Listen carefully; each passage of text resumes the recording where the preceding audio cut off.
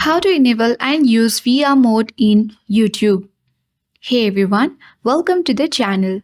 This is Rose and I'm here to guide you to enable and use VR mode in YouTube.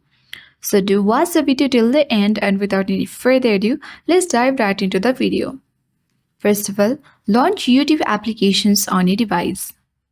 Sign into the particular account on YouTube.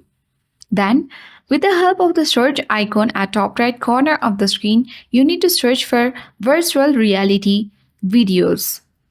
And then press enter on the keyboard, and then you will get the list of all the virtual realities videos on the screen. You can easily scroll down and locate any one as per your wish. So let's open any one. Now tap on the settings icon at top right corner of the screen. Choose additional settings at bottom of the screen and then tap watch in VR. After that, here once the video starts playing, you need to connect your virtual reality headset with your mobile, and then the video will be split down on smaller parts once you enable and use VR mode in YouTube. So that is how we enable and use VR mode in YouTube. Hope this video helped you.